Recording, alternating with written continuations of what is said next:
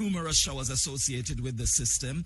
The center, as I said, some distance to the south, but around that center, immediately around it, is a very tightly knit area of showers, thunderstorms, intense activity, also very, very, very strong winds. That is where the maximum winds of the hurricane are actually concentrated, in the eye wall, which is right around that eye. And it's a very distinct eye. It's a number of a couple of miles probably wide. And so it will actually show when it moves, if it moves over the island itself, a number of areas will experience the calm of the eye. But of course, that cannot be possible until you have gone through the eye wall. And again, after the eye passes by, you have another aspect of the eye wall to go through as well.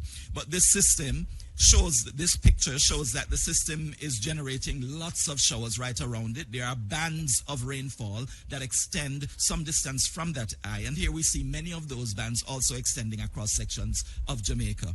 Many of our parishes have already started to experience some of the activity from this hurricane. A number of parishes have experienced rainfall, mainly light to moderate, but in occasions it has been heavy rainfall. Also experiencing tropical storm force winds, mostly gusts, but in some areas those sustained tropical storm force winds will continue over some areas and will increase over the number of areas of the country as the system moves a little bit closer. Now it is at the point where we are expecting that it will start to turn toward the north. This means that it will get closer and closer to Jamaica. That is the projected path. I have to keep saying that because it's often said that I said one thing and this is something else. But the truth is, this is a dynamic situation. It changes as the moments go by. And so the track changes are also possible. Earlier I was telling you that it would make landfall in Clarendon. Later I was saying it would have been in St. Elizabeth. It's not that anything was wrong with what was being said, but there are updates to the forecast based on information that is gathered and as the system moves closer. As you are closer to impact, the forecast gets more accurate. So when I tell you that we are being hit by a hurricane, you know that it is accurate. We are being hit by a hurricane. At this time, I can only say that it is likely that we will be hit by this hurricane. It is moving closer to us. There is just a small window of opportunity where it could continue to shift. The track could continue to be shifted toward the west, and then it could be moving over the waters to the west of Jamaica. Of course, all of us are hoping for that and praying for that. But at the same time, we have to be practical. Right now, the projected path takes it to the southwestern part of Jamaica, impacting either eastern Westmoreland or extreme western St. Elizabeth as it makes its entry, its landfall on Jamaica. Then it's expected to continue moving to the northeast. All at this time, it is expected to be a major hurricane. Right now, a Category 5, it's quite likely that it will drop in terms of the strength of the system slightly to a Category 4 before it makes the landfall. But still, let us prepare ourselves for a Category 5 hurricane, if you can actually prepare for a Category 5 hurricane. And then it will move over that southwestern part of the island, moving toward the northeast. We expect that the exit will be just about in the vicinity of St. Anne, along the coast of St. Anne, which means it is not going directly north, but somewhat east of north. So making its entry near the border of Westmoreland and St. Elizabeth, at this time that's a projection, and then moving across sections of Trelawney and St. James, in the interior of the island, through the cockpit country probably, and then moving across along to the coast of St. Anne. So that's the projected path. During this time, it's likely that it will weaken a little bit more. It may exit the island, possibly as a Category 3. It might still be a weak Category 4 at that time, and then it will continue on its way closer to the eastern part of Cuba. So that is the forecast. It is expected that that entry, that landfall, will take place early on Tuesday. That means within 24 hours, tomorrow morning. It could actually be during the early hours before the sun. Is there a sun? We haven't seen it for a few days. but when at sunrise, we still have that time that we call sunrise, whether it rises or not. And so at that time, we should be seeing that there is a landfall of the center of this hurricane. A landfall means, yes, that the center is moving across the coastline, but it also means that the areas around that coastline are going to be most impacted. Around that eye will be most impacted. So parts of eastern Westmoreland, parts of western St. Elizabeth, and then surrounding areas of those moving as it continues to move, the closest areas to that center will get the greatest impact. We'll get the strongest winds reaching hurricane force. So hurricane force winds are expected over parts of Westmoreland as well as St. Elizabeth. The extent of hurricane force winds is just about 80 kilometers, I believe. Because it's about 40 on either side of the center. So that's the extent of hurricane force winds. Depending on where that center is, you can measure whether your area is likely to experience it. But of course, there is some shift in exactly where that landfall will take place.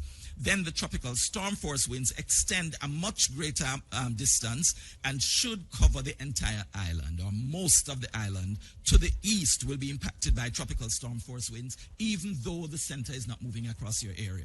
So if you think that you live in Kingston and you will not experience the eye, and so you are free from fear or worry or concern, I don't want to encourage fear or worry, but I do expect you to be concerned about what is taking place. If you think that you are free from that, think again, because the heavy rains will also affect you. The strong winds reaching tropical storm force could still continue to affect you as we go through the day on Tuesday. That's all the way through tomorrow.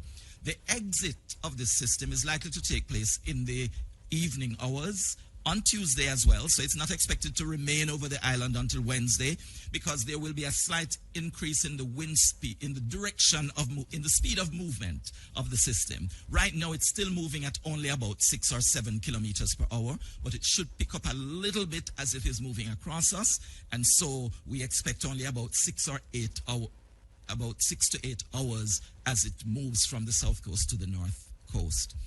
The rainfall is what is being shown. The projected rainfall is what is being shown on this chart that you're seeing here. This is showing that you could have anywhere up to 30 inches of rainfall over much of the country.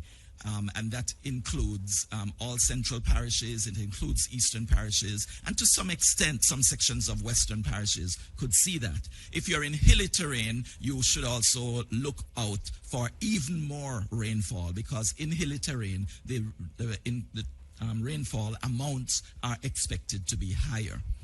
Of course, we expect that you will have a lot of flooding from this. And you can see on the picture that all of the island will experience even up to 20 inches of rainfall over sections of your area. So if you are in a flood-prone area anywhere across the country, you can expect that flooding is going to occur as long as the system moves in the direction that is projected. Landslides are also a very real possibility and likelihood, because as the soil is saturated and as the soil is loose, we are expecting that we will have landslides as well. Moving on, this picture shows a little bit about the storm surge that is expected. And there are some areas that are being highlighted where we see in the Black River area, that is where the highest likelihood of storm surge is at this point, based on the current projection of the track. The center should be just west of there, and therefore they would have the greatest likelihood of experiencing higher storm surges, getting up to like 16 feet. That's a possibility, or 14 feet, I should say, in that area.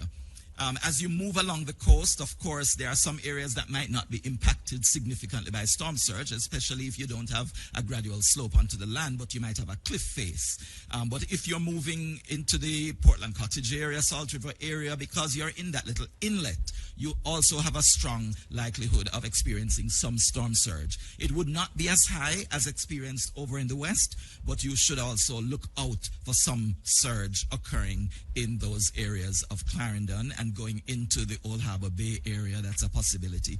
Also in the vicinity of, as we move closer to Kingston, as St. Catherine as you move from across the border from St. Catherine into Kingston, St. Andrew, along the coast, could also experience some amount of storm surge. And that is basically it in terms of the technical aspects of this presentation. I just want to encourage all of us to have faith in this time, believe that we will get through it, and we will get through it together. Nobody is on their own. If you feel that you're on your own, reach out to somebody. And if you see somebody who is alone and who seems very depressed at this time, seems very anxious, please reach out and offer some words of assurance, because this is not the end. It's the end of my presentation, but it's not but it is not the end of our time here on this earth. We will move past it, and it's not all doom and gloom. The good news is that we can still hope for that shift in the track toward the west that would take the center off the coast of the island. So I'm leaving you with that last message. Thank you. Thank you so much. Thank you, Evan, for that update. As usual, I'm going to take the questions for Evan. If anybody has any questions, we will get back to more questions at the end. So I just want to check if anybody has any questions. All right, over there. Are we going to get the microphone over to you? And please say your name and introduce which entity you are with. Mic check. You hear? Oh, okay. You hear me. Okay. Morning, everybody. Mahiri Stewart, Nationwide News here. Question for Mr. Thompson. In terms of the system's movement once it hits Jamaican terrain, in the event of a landfall, so it leaves the waters and it reaches our terrain, the hilly terrain, the valleys, all the different characteristics that we have, how will it reaching landfall affect its movement as it goes across the country? Thank you for the question, Nationwide News. What happens when a hurricane moves off the water is that it loses its main source of energy. The warm sea surface temperatures is what really fuels these hurricanes. That's the primary thing that fuels them. When they move overland and there is no source of water, they tend to plateau or start to weaken. If there is a lot of friction on the land, if it's not just flat land that they're moving over and there are lots of hills, that also helps in kind of weakening the system. So that's why we often see systems moving from the east when they move over Haiti and the mountains of Hispaniola, that they tend to weaken significantly. Over in the western end of the island, although there are hills, they may not be significant to weaken that much. So there will be slight weakening, but we do expect that the system will still be a major hurricane when it exits. Hope I've answered. Okay.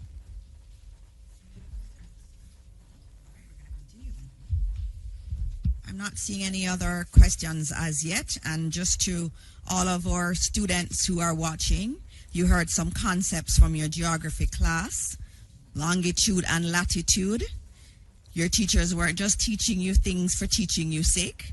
They actually have relevance. You heard Evan using them. And so I'm hoping parents, if you don't know what Evan was talking about, ask your students, your children. They should know. We teach it in school. So we're going to be moving on now after having heard that very sobering assessment from Evan Thompson about this Cat 5 hurricane that is coming towards Jamaica. It's projected to come to Jamaica and will come across the country and will exit Jamaica still as a major hurricane. We're going to now hear from Minister Matthew Samuda, our Minister of Water, Environment and Climate Change, for some additional updates.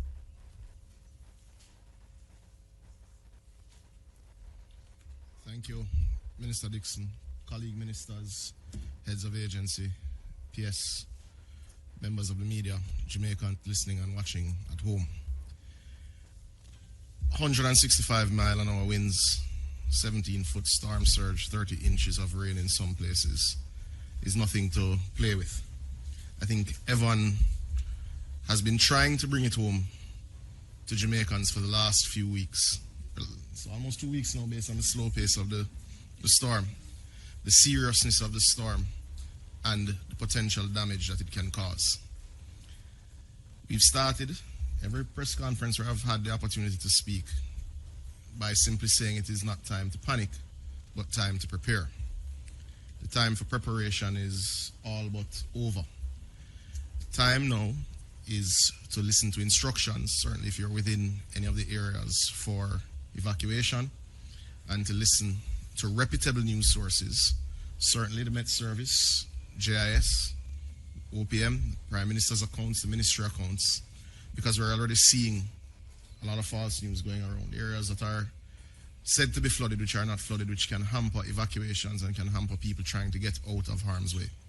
So we're asking all citizens to listen to reputable news sources that publish the Met Service data and the Met Service guidance, as well as NWA's guidance, and of course all the guidance from utilities. Moving into our utilities, and certainly NWC, to which I have responsibility for. As at midday, we will start publishing status updates every 3 or so hours in terms of which systems are indeed up and which seat systems are being impacted. We're already having impact in some systems in eastern Jamaica, which would have gotten the first set of waves where we're experiencing single phase power. But in those areas, it would not be suitable to mobilize generators yet. So you will start to see, as the storm moves, well, makes a turn, Evan, and goes north and starts to get closer to us and power systems start to go down, you will start to see disruption to water systems, we imagine, later this evening, going into early morning tomorrow.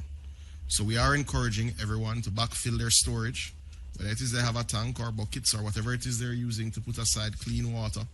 Now is definitely the time to put aside your water for storage and to use sparingly. Every drop will count.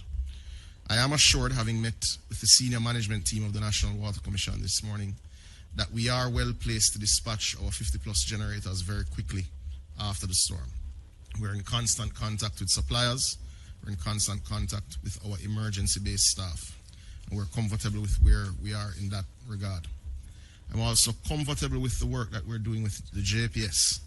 JPS is, as we speak, in some areas, still, I know, doing some maintenance work on lines that go to particularly critical water infrastructure.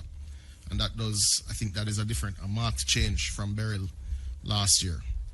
As I said, this is a short update. The time for preparation is almost at an end. We encourage everyone to listen to the notifications and the advisories from reputable sources. We will ask you, post the storm, to be patient as we get Water Commission systems back up and running. But we do have things in place, we believe, to get to 80% of our customer base relatively quickly. Now, that getting to, as we've said before, does not mean uninterrupted supply. Generators need resting time. Generators do have to be refueled. We will have to monitor these systems very clearly, but it will be a significant improvement from what you would have experienced in Hurricane Beryl. Thank you very much.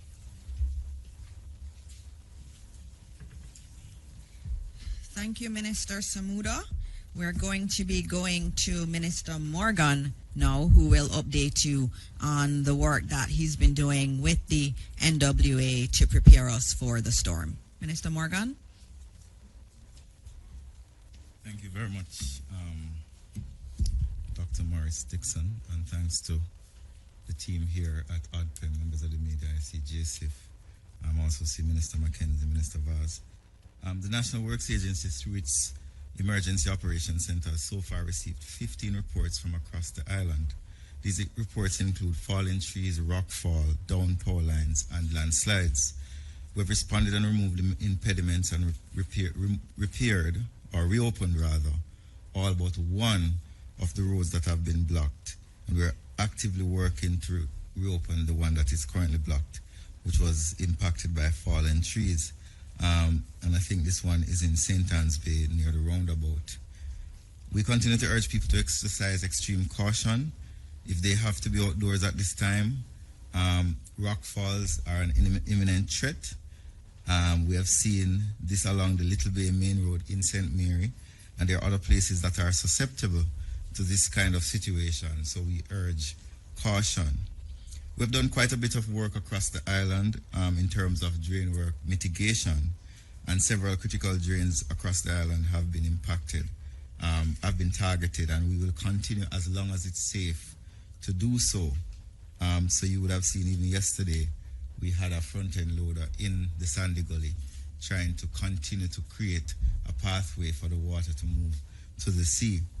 On Thursday, we also started work on the channel to the sea in the Sandy Gully.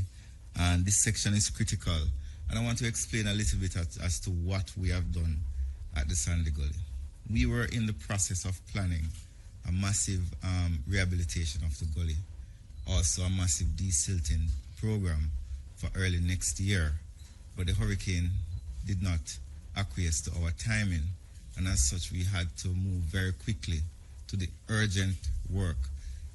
The most important thing that we are trying to do is, one, protect lives and property of the people who live adjacent to the gully past the bridge near Seaview Gardens, and two, the bridge that is on Spanish Town Road, which is a very critical bridge.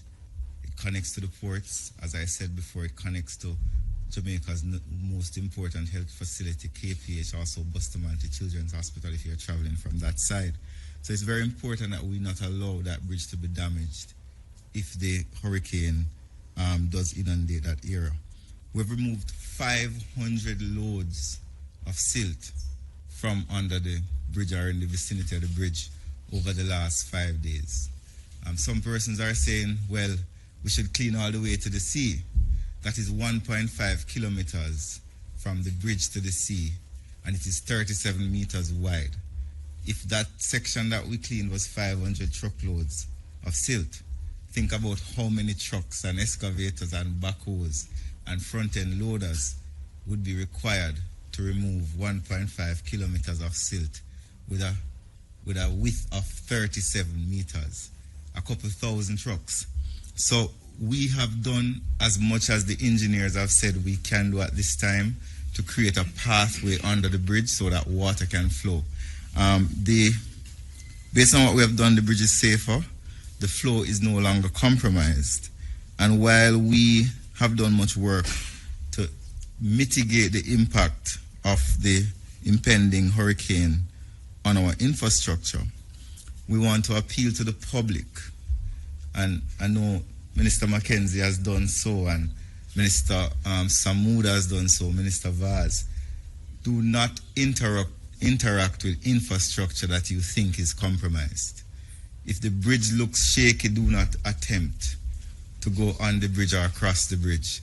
Do not try to traverse gullies that are flooded. We've had historical evidence of persons in very powerful vehicles seeking to traverse gullies, and they lost the competition. So we're advising the public that this is a serious hurricane. Our gullies cannot be used while they are flooded. We know that persons may be wanting to go to their farms and visit their relatives after the disaster, but we must listen to the bulletins from ODPEM and the other relevant entities to tell us when the infrastructure is safe. The National Works Agency will carry out a very quick assessment of infrastructure after the storm has passed and when it is safe for our teams to do so. Because you see a power line falling does not mean that the lines are dead. And sometimes our teams have to wait on the utility companies to tell us that these lines do not have electricity in them before we can clear the road. And those are some of the things that we have to do before we start clearing. But we'll be doing critical assessment of our important infrastructure, and we'll advise the public when this infrastructure is in a state that it can accommodate persons and traffic. So we are asking citizens to avoid using or approaching any road or bridge or structure that appears to be damaged, cracked, or unstable. And you can report such cases to our emergency center. And I will repeat the number. I will give you the number here. 658-213-2557. That's 658-213-2557 to 60. Let me give it a third time. 658-213-2557 to 60, or 876-312-3991, 876-312-3991, and 876-312-3987. Or you can contact the Office of Disaster Preparedness and Emergency Management. I wish to thank the NWA teams, the contractors and first responders, and community volunteers who continue to serve on the front lines of this period of national emergency. I want to repeat again. Can you repeat again, Desmond? Or I want to repeat. Do not cross flooded gullies and roads. Do not cross flooded gullies and roads. Do not seek to navigate compromised or damaged infrastructure, whether it be bridges, whether it be culverts. Report damage to ODPEM and the National Works Agency. I also want to say finally, some gullies will not be able to accommodate the volume of water that is about to fall on Jamaica. I'm speaking directly to the persons on the McGregor Gully and Burger Gully. You know that when it rains heavily, the gully overflows. There are other communities across the island that know when it rains heavily, the gullies are not able to accommodate the water. You should move. The government has opened many shelters, over 800 shelters across the island. The shelters are safe. The National Works Agency and the emergency services may find it challenging to rescue you during the hurricane when the gullies have topped their banks. So we're asking again, while we have done mitigation, mitigation will not necessarily conquer a Category 5 hurricane. So we're asking persons along these gully banks to be careful, to watch, to leave if you can, or to leave if you, well, you should leave, as we know that the gullies will not be able to accommodate the water. Thank you very much, ladies and gentlemen. Thank you, Dr. Morris Dixon. Thank you very much, Minister Morgan. And as I listen to you, you know, as Jamaicans, we remember other times when we've had floods and we've had rivers that became impassable and we had people trying to go through gullies. And as you were speaking, I was remembering something that only Jamaicans would have reference to, was that Can I Cross It song? Remember Clifton? Yes, that's what you were saying. Clifton Brown, he said, we cannot cross it and we're not going to cross those bridges and we're not going to go across those rivers. We're going to heed the warnings that have been given here. And so, with that said, we are now going to be having Minister Vaz, but before that, just reminding you that as Minister Morgan has said, a lot of work has happened. We do have NWA here in the room, so we can also take some questions after. But their teams have been out there working really hard to do as much mitigation work as they possibly can. And so we thank you and we thank the teams that are out there working with the NWA. We are now going to move to Minister Vaz. Everybody wants to know what's going on. We know the airports are closed. Energy, transportation, telecoms. Morning. I'm moving away from saying good morning. And from now until whenever we recover, I will just say, Almighty Father, spare us. Let me start with some of what I've said before. The airports remain closed until such time as the hurricane passes. The toll booths are all open, both on the east-west and the north-south, not just on the main, but on the exits as well. And those will remain open until such time as the recovery of the hurricane is at a point where we can reopen. JUTC, all bus service has been terminated. Only emergency services for JUTC, which I'll give you some information. And as I would have said last night, that we have also activated our rural school buses, which will play a critical role in rural Jamaica. We have over 60 school buses that are in all parishes, across all parishes. So those will be utilized, save and except for the fact that because of how they are designed and their weight, in muddy conditions, they will tend to sink. And that is obviously because of the safety standards put in for the safety of the children. But we'll have to find a way to utilize them as best as possible. Sorry. So, JUTC, as I said before, regular services are suspended until it is safe to operate.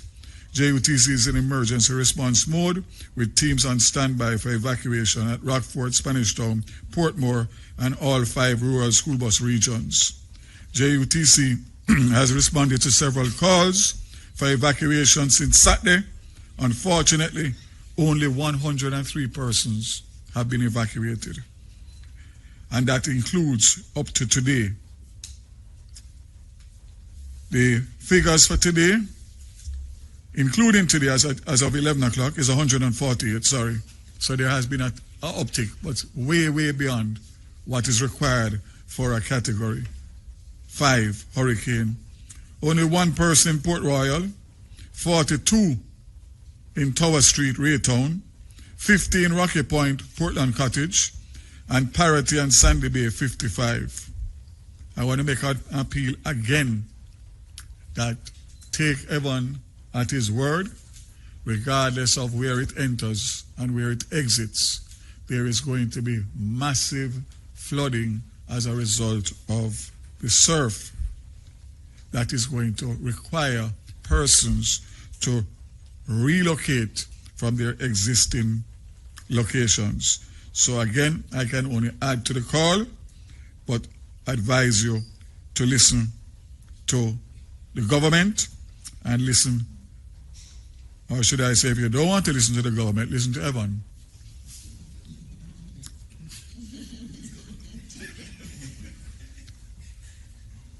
JPS report, there are no major incidents currently on the electricity grid. However, the system is beginning to experience the effect of heightened wind and rainfall extending across the island. There were areas in Portland and St. Thomas that had outages, but crews were unable to respond immediately because of unsafe weather conditions. These are being addressed along with other reported outages across the island. At 9 a.m. this morning, there were 51,439 customers without electricity, broken down as follows. 33,633 customers in the West, that's 65% of the outages. 13,009 in Central, it's 25%. And 4,797 in the East, 10%. Outages are increasing with deteriorating weather, and with each outage affecting on average 50 to 100 customers. The major cause of outages are trees on lines due to the high soil saturation levels. There are approximately 550 persons pre-positioned and are responding to outages as weather conditions permit. Let me remind you, take note, the My JPS app and the emergency line 888 called JPS, which is 225-5577, 888-93-5577. Let me repeat those. 225-5557, 888-935-577. Also, My JPS online on all social media platforms. The JPS mobile app can be downloaded from the Apple Store or the Google Play. I recommend that everybody does that so that you can at least report and get a reference number in order to send. So let me say once again that we continue to monitor. I must tell you that I've gotten several calls around the corporate area of power outages, and we have not had any level of rain or wind. So I did have some terse words this morning with the JPS, because I told them that if that is what is going to be the norm in terms of 12 hours to respond, it's not going to happen. It's unacceptable. So keep faith, keep strong, and know that you have a government that is going to be there for you, with you, but you need to be smart. If you're smart, we can work together. If you are not, unfortunately, you will pay the consequences. This hurricane is real. Thank you very much. Thank you very much, Minister Vaz. For those who are just joining right before Minister Mackenzie comes, just reminding you that Melissa is a Category 5 hurricane that's projected to make landfall somewhere near to the border of St. Elizabeth and Westmoreland. Airports remain closed. A lot of drain cleaning work has been done and mitigation work has been done. Evacuations are being done through JUTC. JUTC has been there with the buses waiting to evacuate people, but many are not going on those buses. And so we urge you to evacuate now. Evacuate today because the conditions will deteriorate. You also heard that there have been some outages across the country in terms of electricity, and a lot of that has been related to trees on lines due to the saturation of the soil. And we'll give you the updates again, the key points for you to remember at the end of this. And so now we're going to hear from Minister Desmond Mackenzie, or Minister of Local Government and Community Development, and Minister who has responsibility for ODPEM. I'm wearing an ODPEM pin now. They just gave me a pin. I'm apparently now an honorary member of the ODPEM team, and I'm very happy to be a part of this team. You're all doing a fantastic job, and thank you. So, Minister, please join us.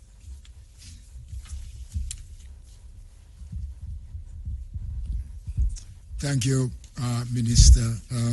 Good morning to each and everyone, and especially to my colleagues. Welcome, Minister Morgan, for joining us this morning, and to our viewers.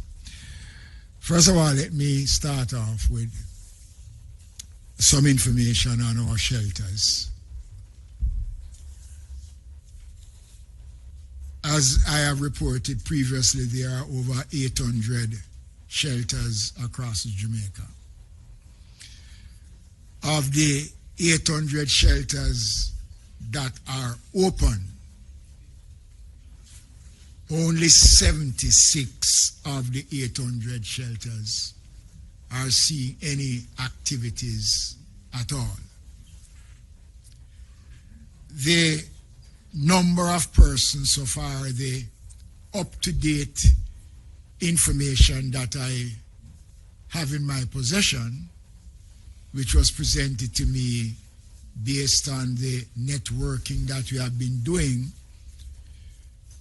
represents 972 persons in shelters. There are 4 parishes that have no one in the shelters. Clarendon has the highest number of persons so far, 311, followed by St. Thomas with 227, and Kingston and St. Andrew with 179. I am hoping that the next update that is presented will show a much greater picture, because I'm concerned that in the parishes where this system is heading, the numbers are small. St. Elizabeth, our number is 27. In St. James, 24. In Westmoreland, 32. And the numbers are very low.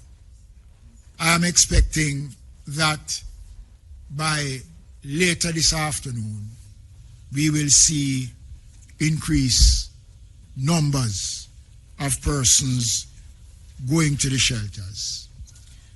We are anticipating, based on our projections and the work that we have been doing, that close to 50,000 persons will be relocated, either moving to safe grounds or in the shelters. But we are expecting that over 50,000 Jamaicans and more will be moving. It is important, ladies and gentlemen, that I again emphasize the importance of the mischief that is being made, the false and malicious information being circulated about the use of shelters. Someone sent me a message which says that there's a fee being charged for the use of shelters. Nonsense. What is happening is that there is an attempt by persons with bad intention to create confusion at this time. The country don't need confusion at this time. The only passport one need to go to the shelter is that you go, the shelters are there, we separate male from the females, families stay together, walk with your medication, walk with some water and crackers for the first couple of hours, but once the centers are activated in a way, there is nothing that those persons who are in the shelters will be denied of. Again, I urge Jamaicans not to listen to misinformation. It is bad at this time for us to be getting this kind of information. We still have some challenges with some of the persons on the streets, the homeless. On my way here this morning, I passed about 6 of them with their cell phones doing TikTok. I want to make it clear. The mandatory order has been signed and is in effect. Let me advise the public that the Director General of ADPEM can take the necessary actions that he deems fit, and persons can be arrested and fined for not complying with the order. We don't want to go there. Evan was here earlier on and he explained the challenges we face from water, wind, lightning. The government is doing all of this in the interests of the country. We are ensuring that the Ministry of Labor and Social Security, as I said yesterday, is on ready, working closely. Let me break to invite the Most Honorable Prime Minister to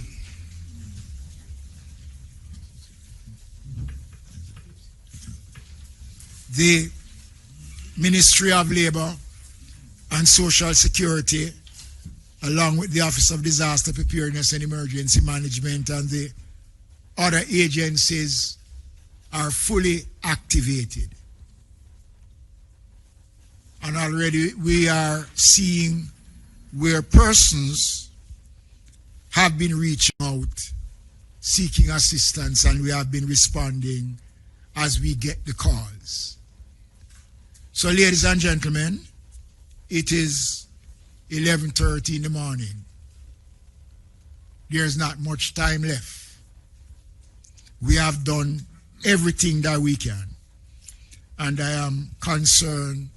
So far, I presently have the team working on getting more details out of the various parishes from our coordinators as to the numbers in regards to the shelters.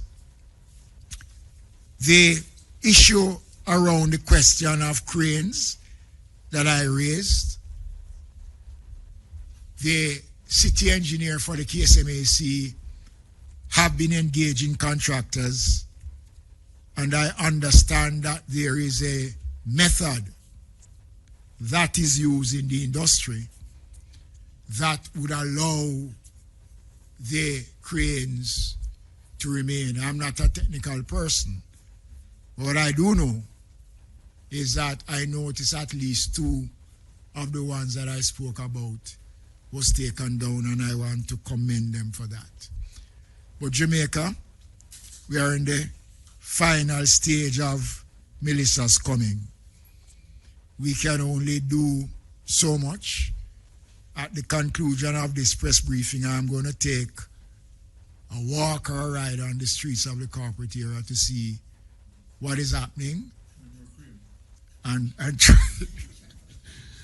try to engage some more of our homeless population to go into the shelters. So this is my brief update on the state of readiness. A couple reports coming in, Minister Vaz, that there are a couple block roads in Portland, and the municipal corporation has moved so far to regain access to those roads that were blocked. Thank you. Thank you, Minister Mackenzie.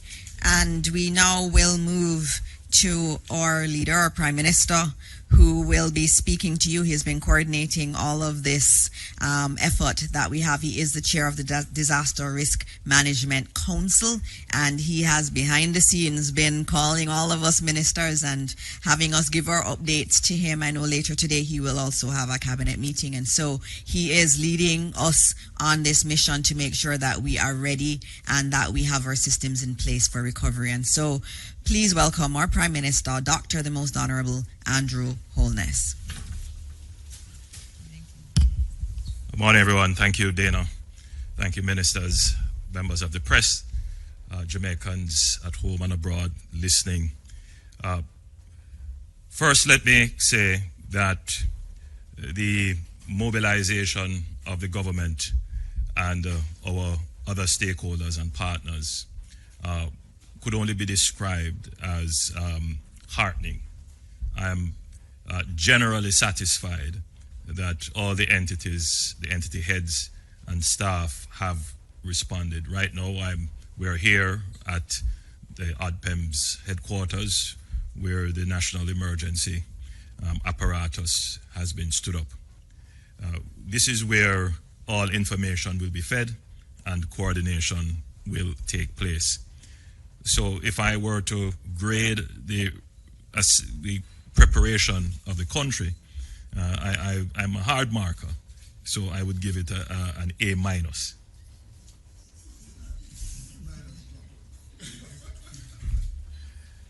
However, there are still some areas of concern which we have to be frank about. We have over 880 shelters, 881 I believe, and I have personally visited shelters during disasters. It is not always a satisfying experience, but they do serve a critical purpose, particularly for those persons who have no alternative. I do believe greater effort would have to be made to ensure the comfort of those persons who have to use the shelters. And I am monitoring reports that persons have turned up to shelters and shelters are not, they may be activated, but for example, they can't find the person who should open the shelter with the key. They're there, they know it should happen, but they're just not on spot when people come. It may be corrected 20 minutes after, 30 minutes after, but the discomfort of not being immediately accessible would have already made it into the public domain. And so, Minister, I think we have to strengthen this part of our preparedness of getting the shelter managers to not wait until someone is coming. Once we activate the shelter, it should be open and ready for persons to come in, even if no one comes. And so that is something we need to refine. I think we have addressed the issue of food and other preparations being in place. We have moved them in proximity. We don't always put them in the shelter beforehand because all kinds of things can happen. And when people actually arrive at the shelter, they don't have the supplies. So the supplies are pre-positioned and can move very quickly. This leads me then to say to the public, the government is not telling you that everything is perfect. There's no plan that is perfect except the plan of God. And man is fallible. So errors will be made. But that is not an excuse. In a time of disaster, we must take a zero-fail approach to the systems that we are building. So in as much as I'm talking to the public, I'm also talking to the heads of the institutions that are gathered here. Make greater effort to ensure that there is zero fail in our operations. We also note concerns about drain cleaning. Government has said we have spent over $400 million on cleaning drains and making preparations. But yet we see videos circulating of drains not clean. One of particular concern would be the mouth of the Sandy Park, the Sandy Gully, forgive me, the Sandy Gully drain, where there is a clear buildup of sediment right at the mouth. That is where the drain meets the sea. And there is concern that that could cause flooding. Now, of course, I am not an engineer, but from what I've been told and what I understand, the NWA has made a trench, in fact two, I believe, through that mound of sediment that has built up, which would allow the flow of water. But in any event, if there is a significant flow of water, the drain is already at sea level, and it is likely that what will occur is that the flow of water will wash the sediments and all the garbage down into the sea. So while it is a concern, it could cause flooding, the general thought is that it would not necessarily, in this instance, be a cause of flooding, because the pressure of the water coming down would be enough to move most of that sediment. But regardless of whether or not that is the case, the NWA has made a provision of cutting a trench through the sediment. The difficulty being that it is over a mile of sediment, and therefore the government, we would not have been able to, even with a month's notice, to move that sediment from the gully. So the best effort would have been to clear a path through the sediment. Also, we have taken a strategic approach. I've been informed by the NWA that in terms of cleaning the drains, they are not able to clean the length of all the drains. What they try to do is to clear the entrances for the tributaries into the drains and anywhere that a potential blockage could occur. So close to bridges, where the gully is narrow. And I use this as a segue. Yesterday, I received a call from the NSWMA explaining to me, I thought I saw Odegaard here, that they're receiving increased calls for garbage collection. And of course, they were trying to influence my mind to make greater allocations to the NSWMA over the NWA. But we will make sure that all the entities have the appropriate allocations. But in that conversation, I was told that the greatest call now was for the removal of cuttings and trees. It's very important, though late, and the NSWMA will do as best as they can with the equipment that they have to move the cuttings, because it is the cuttings that creates the greatest harm to the blockage of the gully. So I know that citizens are following what we have said, cut trees that are a danger, but then don't move the trees and the cuttings to a point where the water could take them and then they end up being lodged, turning sideways and creating a block in the gully pathways or drain pathways. If you can't get them carted away and they have to be on your property, secure them so that if there is flooding or water passing through, they are not moved into the drains, because that is where the real flooding impact will be caused. So I make that appeal. So the NSWMA will be moving as quickly as possible. I doubt they can be moving now and for the next 24 hours until after the hurricane. So I'm appealing to all citizens, if you have cuttings, secure them. Don't allow them to be washed away onto the roads. They will end up obviously in drains. And that goes for any garbage that you may have at this point in time, because that is what could really cause drains and gullies to be blocked and to overflow. I am sufficiently satisfied that the security forces are properly deployed in such a way as to prevent any break in law and order. Whenever there is any kind of disaster, there is always be that element in our society who is not a part of the common good and has no concern for their neighbor. And we have to protect ourselves against them and protect them as well. And the security forces, they are properly mobilized, and they understand how we should posture in this disaster. The rights of citizens must be respected at all times, even in a disaster. And so we have a legislative framework that will not just guide the emergency responses of the NSWMA and NWA and ODPEM and so forth, but it also guides how the security forces will respond.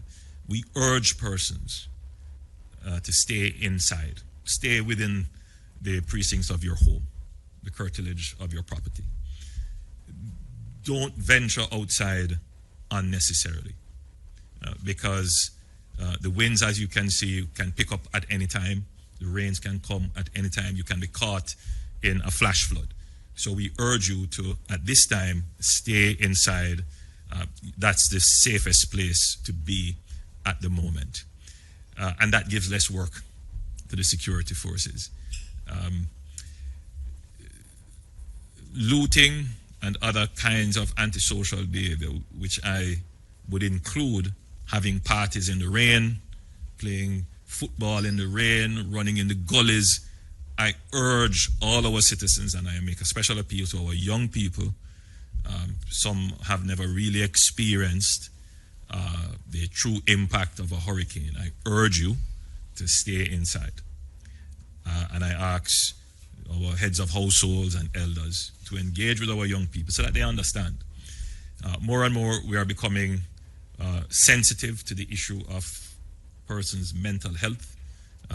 Situations of uncertainty lead to panic, and it can lead people to deviant behavior that sometimes we who have been experiencing this matter may look hard and say, this is stupid behavior, but really it is just part of the psychology of fear and anxiety that we need to have a better appreciation for, and we really need to talk to our young people so that they understand and they don't make light of it or make more than it is.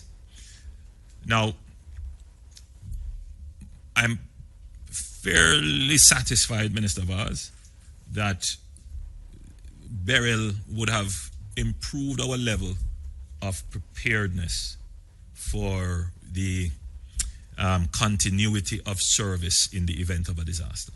So between JPS and our telecoms, I'm expecting that there should be a certain robustness, meaning the ability to withstand the impact, and a certain resilience, meaning the ability to recover quickly. I'm not saying that you won't lose electricity. Already, I've heard the report that over 50,000 persons are without electricity. But, compared to the customer base, and at this time, we seem to have been standing up fairly well.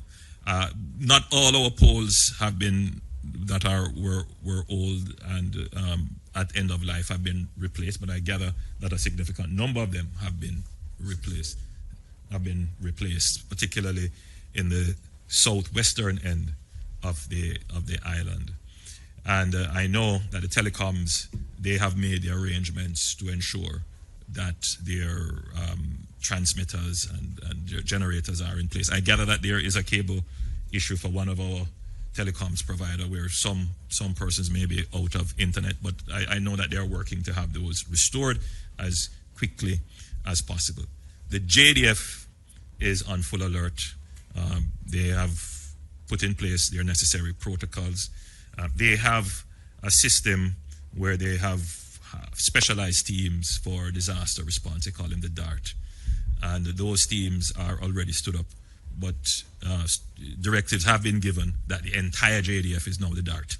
So their engineering corps, their various regiments and so forth, everybody is will be used for the national good if we have a strike on our country through this hurricane category 5 that could cause significant dislocation. So we are as prepared as we can be. Of course, there is still room for improvement. In a disaster, you want to have the country of a singular mind. That means we are focused, because if it is that there is dissonance, then the need for a reaction and the reaction time is slowed, and that itself becomes a disaster.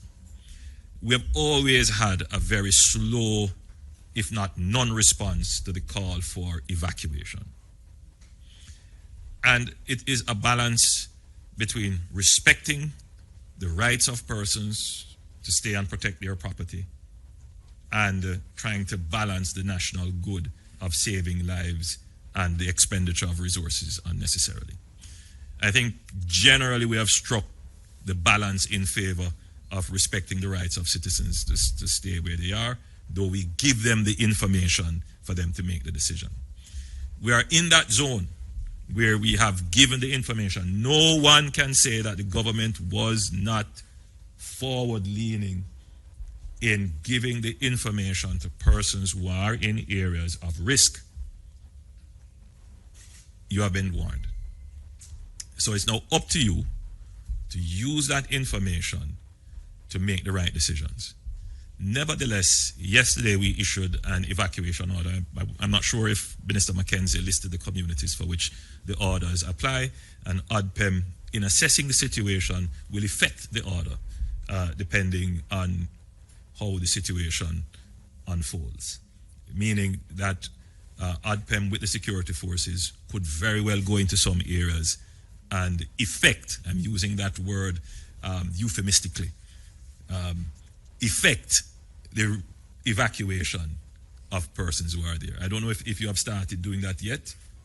You have? You have started to go into areas to ask people to move and to actually move them. Okay. So I just use this opportunity. I know it has been explained already, but this is an unusual system. Normally a hurricane, you focus on two things, wind and rain, because it happens very quickly. Now we have to focus on three things. It's wind, rain, and the length of time it will probably linger over the country. Whilst we understand wind and rain and what it can do, but if it stays for a very long time, you're not just dealing with saturation, you're dealing with a higher level of destruction, a higher probability of landslides, a higher probability of flooding, even in areas where flooding would not have taken place. So we have to bear that in mind and be prepared. Very quickly, as we move to thinking about recovery, a part of this preparation exercise is to ensure that we can immediately go into the relief phase, which is to ensure that we can get food and other provisions and medicine particularly to persons who, especially persons who are low-income earners, who would have stocked up from Thursday or even Wednesday. They would have gotten maybe a 5-day or a 6-day supply. By the time of the impact, they would have been running out of supply. So ODPEM, the Ministry of Labour and Social Security, they must be on the ready that immediately after the passage of the event, the communities that would be in need, which we would have already known and identified, that provisions, humanitarian relief is up and ready for those persons and communities. In terms of the impact on the GDP, last burial had an impact on 2 quarters of GDP performance. It did drag down our growth, and this event would have already started to do so. Every day that business activity is closed, destruction of property, especially public infrastructure, the closing of our airports, the closing down of our hotels. All of that will have an impact on our economy. And we have to therefore be very cautious about how we spend. There are those who would be saying, spend now, spend now. You have to be so careful about how you spend. And so we, in the government, we have developed a multi-layered disaster response system in terms of our fiscal management, and that involves first and foremost the funding of the disaster management fund, which is funded, and that's where we're doing our first drawdown from now to do all of this mobilization. And then we have a contingency. So in addition to provisioning the fund, in the budget we actually have a line item, a contingency, and that's about $5.3 billion that we can pull on. Of course, it doesn't mean that the money is there, it's just that we have budgeted. We have to wait for the tax flows and or pull from other areas, but it is budgeted. And so we will be able to do the emergency responses based upon that threshold that we estimate what a disaster could need to be funded in the immediate time after the hurricane. Outside of that, we have various insurance provisions that are triggered by the threshold of impact, and then we have credit facilities that we have arranged. So we should be able to mount a response, but that is all dependent on the level of the catastrophe, all right? So if it's a burial type catastrophe, or maybe even a little bit more than burial, we should be able to manage. If it's bigger than that, then we'll have to recraft. But what we have done so far is the first expenditure. We have spent it on ensuring that the infrastructure can withstand the impact. So that's mitigation, cleaning the drains, the gullies, and so forth. The second expenditure would be on ensuring that the MPs and other entities that have a kind of direct relationship with communities and people, that they are provisioned. So we have given them the first provision, and that is to deal with any emergencies might happen. You know, somebody runs out of prescription and they can't get the prescription right away. Somebody runs out of food and they come and say, we don't have any food, or our community is at risk and you needed to get some sandbags. Just quick emergency responses. So we have provided that. After the disaster, there will be other provisions to come. But it's all very well structured. And from the burial experience, you would know that that was the way in which we approached the disaster. So all in all, I think Jamaicans can rest assured that everything that needs to be done for the provision and preparation of a response to the disaster is done. We are already now thinking about the second phase, which is the relief phase, and then we will move into the recovery, and then we will move into rebuilding, depending on the extent of the damage. As I close, and I'm looking at where the hurricane is positioned south of Jamaica, moving westward, given the circumstances, the best outcome would be that it continues to move westward. The models are seeming to converge that it will make a northward turn. So I have gotten so many calls, and I have been on my knees in prayer. And I know that there are Jamaicans here praying for us, Jamaicans overseas praying for us, but more than that, it would appear that the entire world is praying for Jamaica. I've gotten so many calls from leaders from all over the world, in particular CARICOM leaders, who are all praying for Jamaica at this time. I'm a firm believer in prayer. I believe, in our national anthem, which calls on the Almighty to guard us with his mighty hand. And in everything that has happened, in all the storms that we have faced and the hurricanes and the disasters, I am a firm believer that God has guarded us, even in spite of ourselves, even when we deviate and even when we are recalcitrant children. It is clear that there is a divine hand that is at work, and we should continue to petition as much as we can in our private moment, gathered as prayer warriors, as many have done, to pray for our nation. In Jesus' name, we pray. Amen.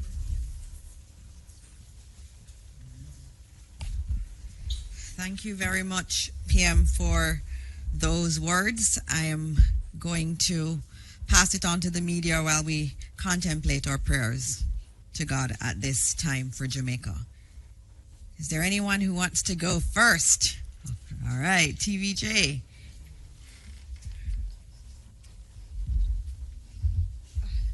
I have a lot of luggage in my lap. Good morning, everyone. Good morning. My first question is for PM/ODPEM. There was a talk of the mandatory evacuation for the 7 communities in Clarendon, St. Catherine, and St. Catherine, as well as St. Andrew and the other, about 4 parishes and 7 communities. I wanted to find out, because PM had a banter with ODPEM head about the security forces possibly moving in with persons under the mandatory evacuation order. Just trying to find out, is it that persons were, for want of a better word, forcibly removed? Because he spoke about balancing rights, and how many such persons complied following the evacuation order. All right, thank you. And we just needed to remind our colleagues, all Jamaicans, of where the areas are: Port Royal, Kingston, Portland Cottage, Clarendon, Rocky Point, Clarendon, Old Harbour Bay, St. Catherine, Taylor Land, Bull Bay, St. Andrew, New Haven, St. Andrew, and Riverton City, St. Andrew. Those were the areas under the evacuation order. Minister? Just to say that when the evacuation is being undertaken, the buses are accompanied by all elements of the security forces. So they go with the JDF, they go with the police, they go with fire, and they go with ODPEM officials. So that is the purpose of it.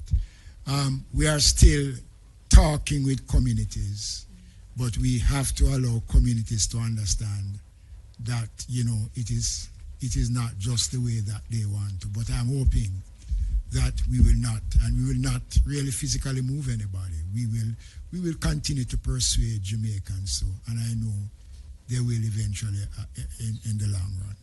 Okay. And just to be clear, as I said, that we are now in the zone of respecting the rights of the people, but providing them with information. But walk with me for a moment. Let's not bring this into the universe. But if there were a catastrophic event and persons were there in the path of the catastrophe, and we were still able to go, because it's a big if we were still able to go, then the country, the government, and myself, I couldn't sit by and see my citizens in danger, and I am able to go and save them, even if they don't want to be moved, and I don't do it. But I couldn't do it unless it is within the law. And that is why we make the evacuation orders, so that if that scenario were to materialize, within the law I am acting.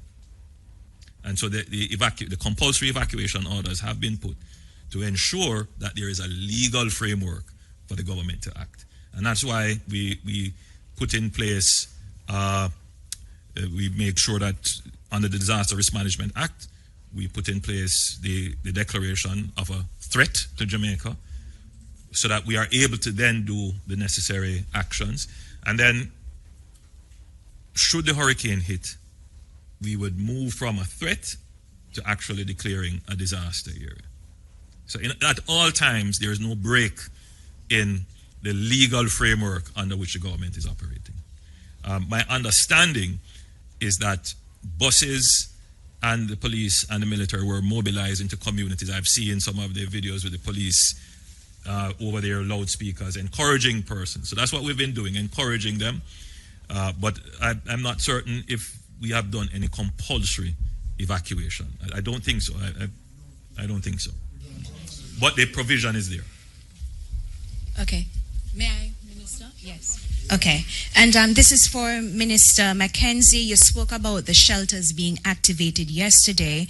One of my colleagues in St. Elizabeth visited the Treasure Beach area earlier today. There was no one at Pedro Plains Primary, and the Flagaman Community Center, I was told, was in poor condition. Some of the windows were out and persons had to seek shelter at a neighbor's shop. So wanted to find out what was the issue with shelter in the Treasure Beach area and if there are any other issues across the island. Okay, there are some shelters which will be relocated based on its present location. And there are a number of shelters in St. Elizabeth that would fall in that category, where because of the intent of the system and where the system will land, those shelters would not be relevant at this point in time. We will check on that one that you mentioned. My understanding that Pedro has gone to Newell, so those shelters are not in operation. So I want to make the point that those parishes that the system will focus on mainly in terms of where it lands. We have since last night been recalculating, and we have removed a lot of those shelters that were slated to be used. Okay, so we've been doing that, right? We use some of the shelters. What I'm now seeing, based on information that has just come to my attention, is that some persons now, because of this late hour, they are now going and creating their own shelters in schools, and that was never a part of the original thing. So what we're trying to do is to manage that, and I think we'll be able to get on top of that. So we'll get an updated list then with the shift to Newell? Right, yes. That is? We will be doing that once I get that complete list. I will update and thing. And the shelter managers, working with the members of parliament and the councillors and the mayors down in that area, has been very, very active working on that area. Good morning. Thank you, Minister. Just one point. Yesterday, we had a shelter in, I believe it was Central Kingston. It was very close to the waterfront. And given the storm surge numbers that we had to move those individuals further inland. And so they were moved to a shelter that was more inland. And so it's quite a dynamic situation with the shelters. So depending on the data, that's why we have the Met Office here all the time. And another good thing is Jamaica has its own Doppler radar. So we can see where the squalls are coming. We can see where the storms are. We know we have a lot of information. And so as we get the information, we actually make those changes. So Newell is actually a shelter. It's just that they're moving individuals from one, right, Mr. Thompson? Moving from one shelter to the other, given the issues with that shelter. And so some changes will happen. We will notify and we'll get the message out as best as possible. We do have parish managers that are responsible for these shelters and are coordinating, and we'll just continue communicating. Right. I know there's another question right here. Okay. Right here. Yes? Good morning, everyone, ministers and team. My name is Twyla Whelan, and I am with the Jamaica Information Service. I wanted to ask about the plan of action for special groups, persons with disabilities, expectant mothers, the elderly, especially those who are alone, if there's a specific emergency response for those groups. Sure. Thank you for that question. The Office of Disaster Preparedness and the municipal corporations would have in their record, based on assessment that was done by the youth summer employment workers during the summer, to identify communities where the elderly persons who are physically challenged lives. So there is a team that is coordinating those efforts, and in most of the communities that is known. Okay? And then there is the center here where persons can call if they are having difficulty, and we will be able to respond. But basically, all of those things have been taken into consideration because we have done a survey using the youth summer employment workers and the SDC to collect data in communities working with the political directorate and the disaster coordinators island-wide. Thank you. And some of the shelters have been fixed in a way that persons who are physically challenged will have easy access to our shelters.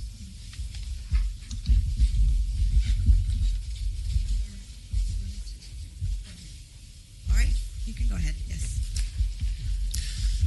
Good afternoon again, everyone. Mahiri Stewart, Nationwide News. My first question is to Minister Mackenzie.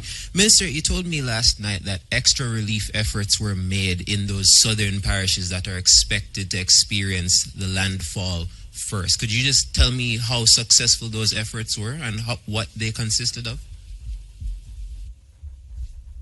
Well, one of the first things that we did is to reposition items that was sent elsewhere once we took that decision.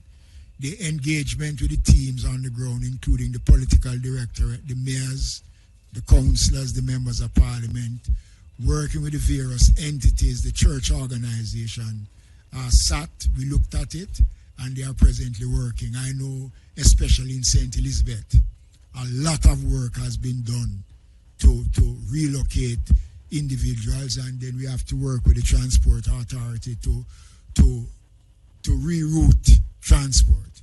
Got a call from the mayor in Port Maria about a situation where a shelter is situated close to the river, threatening. We have just made arrangements to relocate the shelter. The persons here have coordinated that. So we are working, and it is work in progress as long as the window allows us to work. But we have done all that is necessary, repositioning the items and provide the requisite transportation to get the individuals to where they are to be. And on the back of that one, in terms of our teams, and especially in St. Elizabeth, Minister Vaz, I know you want to give an update in terms of JUTC. JUTC has been deployed.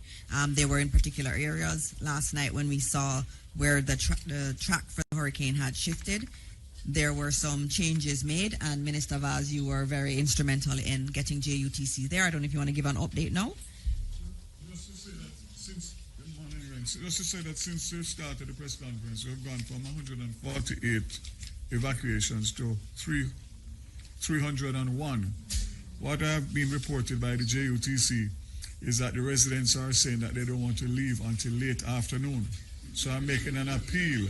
Late afternoon this evening will put you at risk, and it will put the drivers at risk. You need to move, and move now. By this evening we should be feeling the effects, and it is too late. So we have seen a vast increase in the last hour and a half, from 148 to 301 in different areas. But there are still people with buses ready to move that are saying that they don't want to leave until late afternoon. Late afternoon is too late. I know we have a culture of last minute, but there's no last minute in a hurricane. You need to leave, and you need to leave now. Thank you. All right. Who has the microphone? You do. Okay. So Mahiri, you can continue with your questions. So, second question is for the Prime Minister. Prime Minister, there seems to be, I guess it's safe to describe them as a select few on the outside looking in that's questioning Jamaica's ability to prepare for something as unprecedented as a Category 5 hurricane. But given our geographic location, given our storied history with hurricane prep, how would you gauge the country's ability to not only prepare for something as unprecedented as this, but to prepare for disasters in general, given where we are?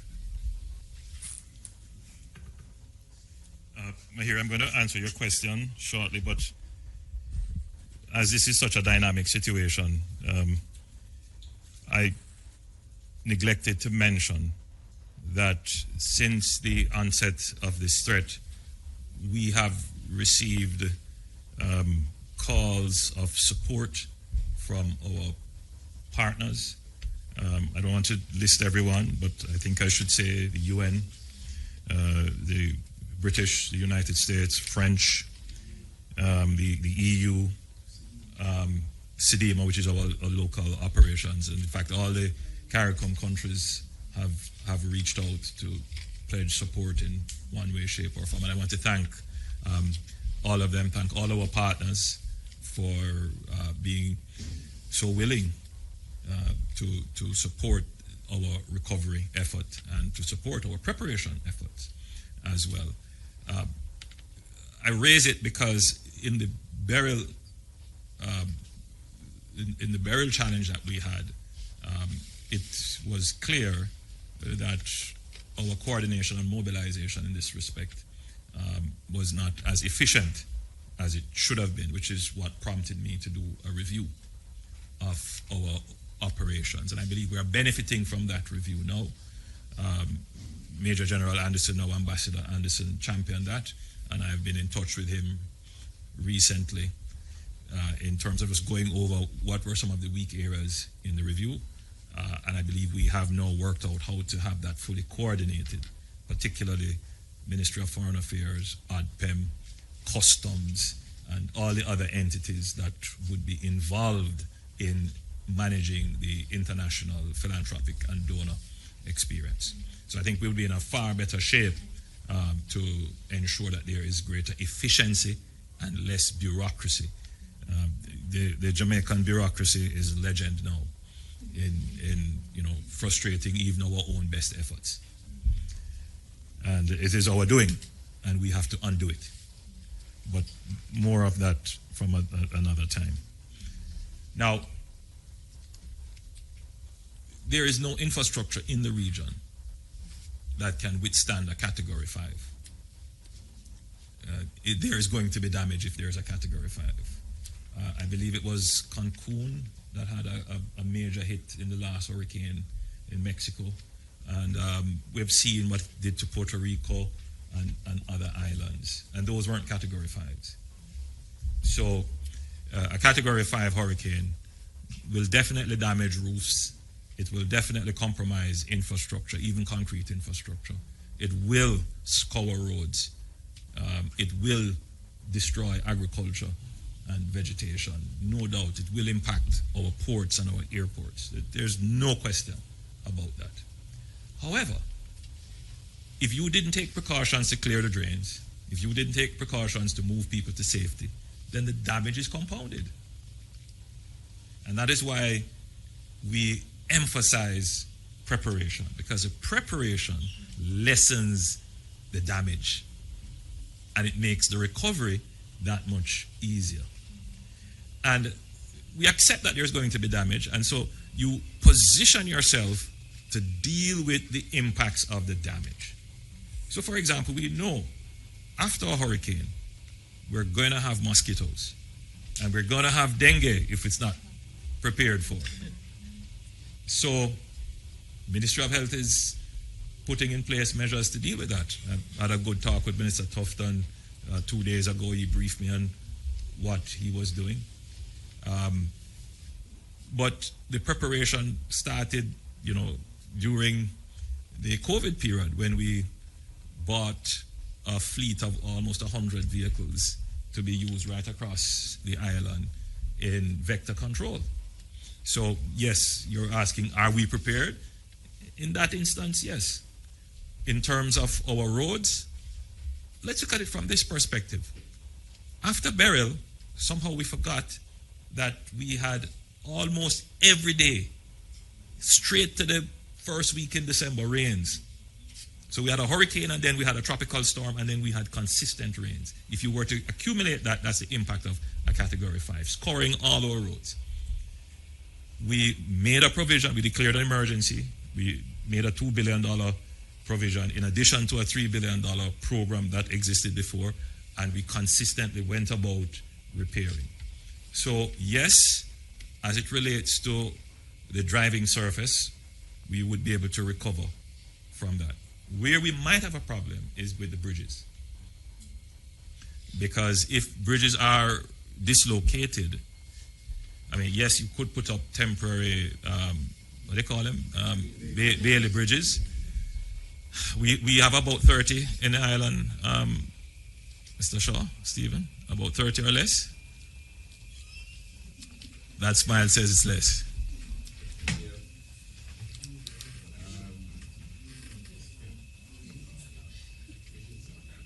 Yeah, that smile tells me that my my initial thought is that yes, we would have a problem with the bridges. We wouldn't have enough to be able to deal with the dislocation of major. And even so, the Bailey bridges would only be able to be used according to a certain span. And so it all depends on what the damage is. So yes, if a Category 5 impacted our bridges, we would have a challenge. Thankfully, however, we already have a program in place which is going through the process to replace, to replace 55 bridges. So if any of those 55 that we project to replace were damaged, then we would have to accelerate the process to do that. In terms of telecommunications and the electricity grid of a Category 5, thankfully we have pre-positioned linesmen. I know that JPS has the necessary stock, so we should be able to start rebuilding the network if it got hit at a Category 5 level. Telecommunications, I suspect our providers have made provisions and have tried to harden their infrastructure to withstand Category 5. In terms of trade, meaning the distributive trade, the ability to supply food, and if ports are unable to receive shipments, I'm told that we have supplies that would carry us for at least 12 weeks or more. And we have been told by Petrojam, the Minister Vaz left, that they do have approximately 10 days of supplies after of refined products that could carry us after the hurricane has hit. So Category 5 would be a really bad disaster, but what I don't want is for Jamaicans to get into a depression that it would be the end of the world. What I want you to always be is positive in your outlook, and that even if the worst comes, we will be able to recover. That's the position.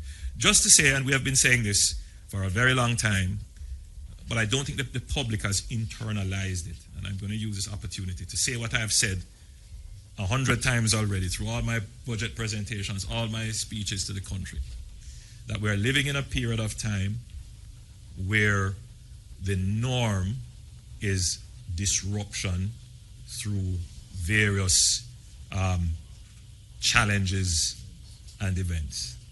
So the way to describe it is that we're living in a period of time where you have multiple, frequent, intense, overlapping challenges and events. And we just have to become accustomed to that. Someone said to me, Prime Minister, you look so calm, and we're all panicking. We've come used to crises. All right, so it's, as I said, bear it in mind. At any one time, you will have multiple, and they will happen frequently, often. They will overlap, so they're not going to be sequential. So from this, you're going to have a tropical storm moving into a hurricane, and then out of a hurricane, lingering rains, and then lingering rains, you're going to have health crises, inflation problems, fuel problems, all kinds of multiple crises happening all at once. And that's it. The challenge with the time that we're living in is that they're now intense. So it's not that we didn't have hurricanes before, they're now intense. You're seeing a hurricane that would have formed in the Eastern Caribbean and made its way very quickly to a Category 5 and then hit Jamaica. That was Beryl. Unusual, but very intense. Now you see a hurricane forming and sitting right below Jamaica, threatening for almost a week. And we have never seen that. Just sitting there, gathering strength, threatening to unleash it on us. Again, it's intense. And that's what we face. All right? Now, in a situation where you have these multiple crises that are intense, that are overlapping, you have to be able to manage the public narrative, discourse, and information around it in a democratic way, in a democracy. In a democracy, everyone opinion counts. So even someone who is speaking utter nonsense, their opinion counts. And in today's world, not only does it count, it can be published and broadcast, and it can impact other people's perspective. So managing crises becomes even more difficult. So there's, so for example, we would have seen someone posting, and we've seen even television stations, radio stations posting, oh, we've seen this gully here, and they said it was clean, and it wasn't clean, and the buildup of debris at the end of the gully is going to cause flooding. Again, it's a concern. It is a legitimate concern, but balance that against the totality of the information. I mean, could the government clean it right away? And with the resources that we have, should we dedicate it to clean that, or should we dedicate it to clean our own Spanish Town Bridge and open up the tributaries? In other words, so you present one side of the story, someone takes it and says, see, government's not doing anything. You know what? I'm not going to listen to what the government says. I'm going to stay right here.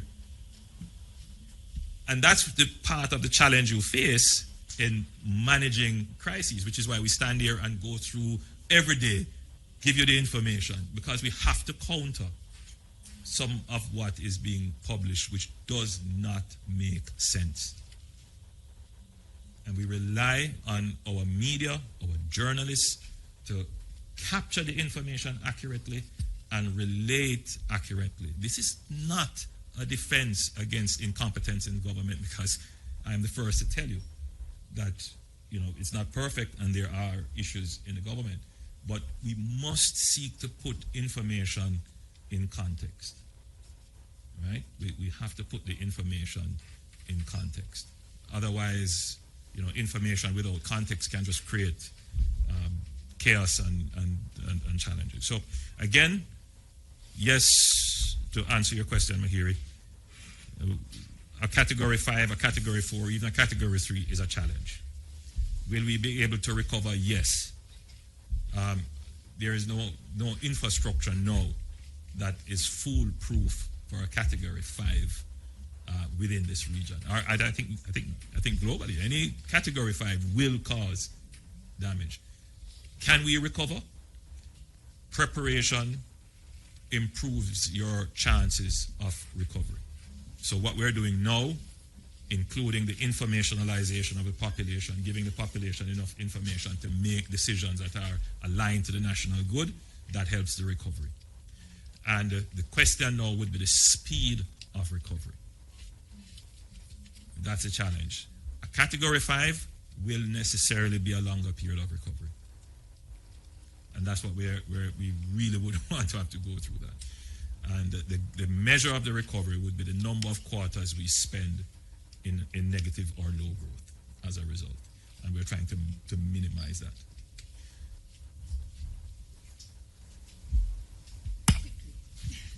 All right, I have some from online from other your colleagues online. So I'll go to TVJ for another question from TVJ.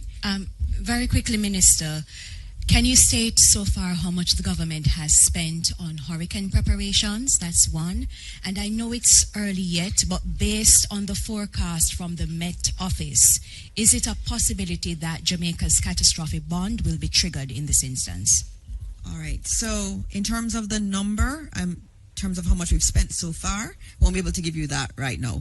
We're kind of in the middle of prep. We're not really adding up numbers right now, but we're spending appropriate numbers in terms of what we need to do to prepare. I'm going to add your question on the storm in relation to the catastrophe bond to a question that we do have for Evan. And so I'm going to go through those questions and we'll make sure that your question is answered. So I'm looking for the questions that are online, and I know Zara Burton had submitted some questions, and so I will ask those, and I think she is asking in her Reuters capacity.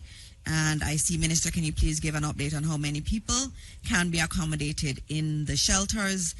She notes that 28,000 reside in the affected areas based on the data that we do have from SDC. and she wanted to know if we have enough space for all of them. And I think the answer to that is a yes. We will, and it's not everybody that is threatened, and so we will make sure that we have sufficient space for those who need it.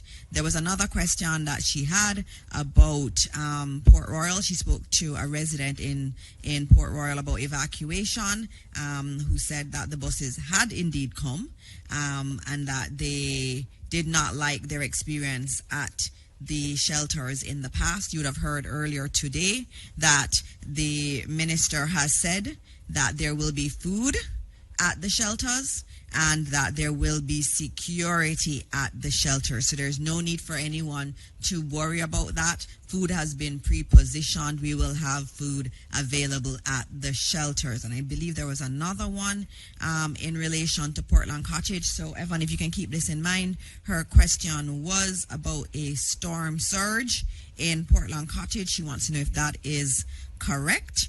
I also have another question, which is in relation to if it keeps going west, what does that mean for us, and should we expect it to keep going west? So, Evan, I'm going to ask you to answer those particular questions. Okay, well, let me start with that question about whether Portland Cottage would be experiencing any significant storm surge. It is quite likely. Portland Cottage will not be very close to the center, but it will still come under some of the major wind speeds that are expected to move onto the coast around that center. So it's not sufficiently far from the center for them not to experience those speeds pushing the waves onto the coastline. So that's to answer that question from Zara Burton. The other question had to do with... Oh, yes. Well, we expect that it will continue going west for a while, but in a short period of time, within the early part of this afternoon, the expectation is that it would start to turn toward the north. And so that's when we're monitoring to see whether or not we will actually see that turning taking place this afternoon. The later it happens, the better it is for us, I think. But we are continuing to monitor to see how quickly that turn will actually happen across us. The wind, the strength of when it makes landfall, we are expecting that this hurricane will be a Category 4 hurricane on the coastline. They are projecting wind speeds roughly 140. Is it? It's over 200. It's in the range of the Category 4 hurricane speeds anyway that are expected over the island at that time. I'm seeing maximum winds of about 140 knots. 140 knots. And well, I'd have to make that calculation for you. We normally give you the wind speeds in miles per hour and kilometers per hour. So I'll have to calculate that. But that is in the range of Category 4 status. Thank you. I believe there was a question re the bonds, and as always, remember that they are triggered by particular events. And so we have one on the CRIF that is triggered by how strong the hurricane is when it makes landfall. And we also have an excess rainfall policy that will be triggered if we have rainfall above a particular threshold. And so the team will be monitoring that, and of course the technical teams will work through what the actual numbers are, and so that will determine if it is triggered, and we will let you know as soon as we do know whether or not it will be triggered. I believe those are the main questions that we have. I don't see any other questions here, but our Prime Minister spoke about prayer, and we're going to be ending in prayer. And before we do that, though, I just want to note that we'll continue to put out information to you. There will be no information vacuum. Please go on the Prime Minister's page, GIS page, ODPEM's page, and you will get accurate information. We are planning to do another mini briefing later this evening because tomorrow we don't know if we'll be able to have this setup going and be able to get the feed out. So we're going to do one final briefing with the Met Office, the ODPEM team. Later this evening, we will announce what time that will take place. That will give us some time to know where the track has gone, what we're expecting overnight. I know in the night it's usually scary for people. And so before you go to bed tonight, you will be hearing from us and we'll give you the latest information so that you are indeed informed. And so we are going to be having prayer now, and it is going to come from Adra. And yesterday I was saying that I didn't have anyone here who was praying, and I had someone who was here who was saying, oh, I could have prayed, I'm a pastor. And so he's with the Adventist Relief Agency, and they're here providing a lot of support to us. And so we are going to have a prayer to close out this press briefing, a prayer for Jamaica. And so please, everybody, listen to the warnings, listen to all of the information here. And as always, join with your family, join with your friends, and let us all pray for Jamaica.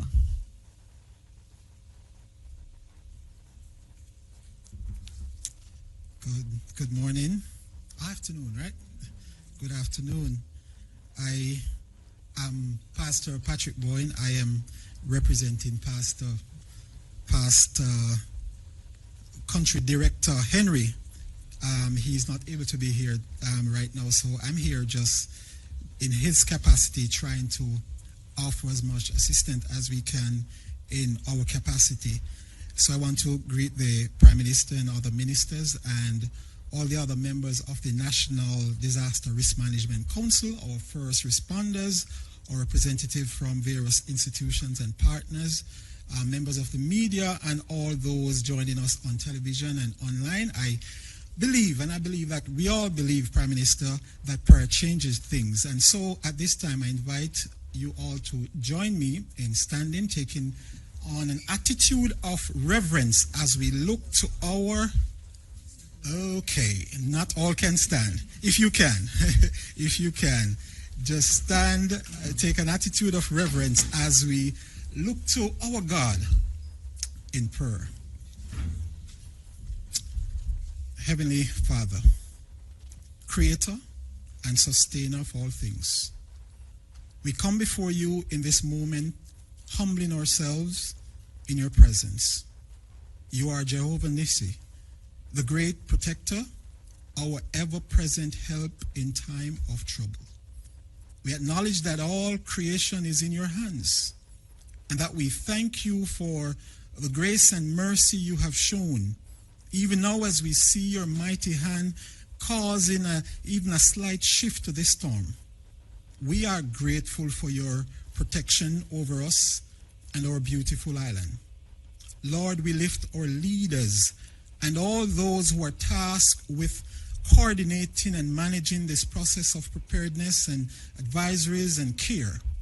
We ask that you grant them wisdom to seek you first, because the fear of the Lord is the beginning of wisdom.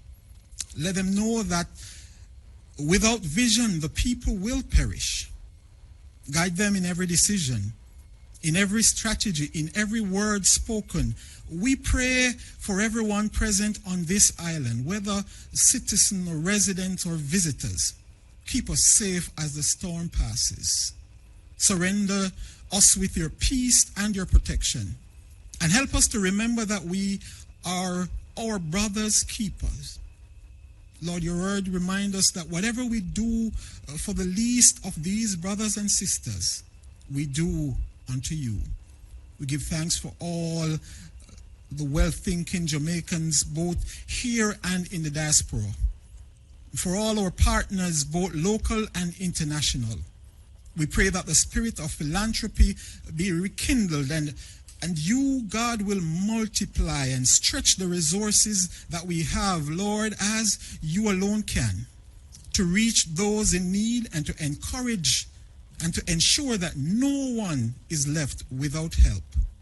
Father, in this time of uncertainty, give us calm spirit. Grant us patience and keep our hearts hopeful. Help us to trust in you. Trust your heart even when we can't trace your hand. For we know that without faith it is impossible to please you.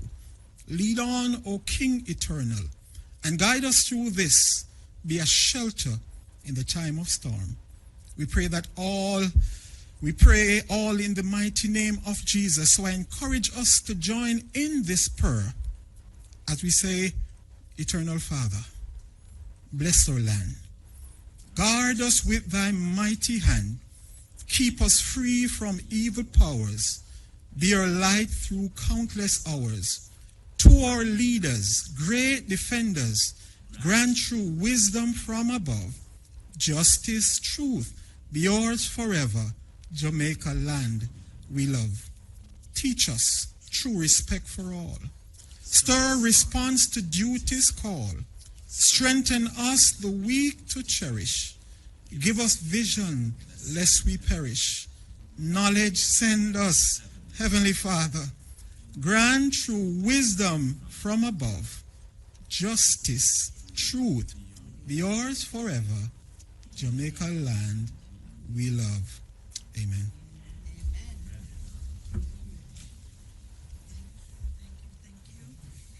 Thank you so much. I mean, it was just at the last minute. Pastor Patrick Bowen from the Adventist Disaster Relief Agency. Thank you so much for that prayer. And so we are going to be closing out this press briefing. PM, you said you were calm.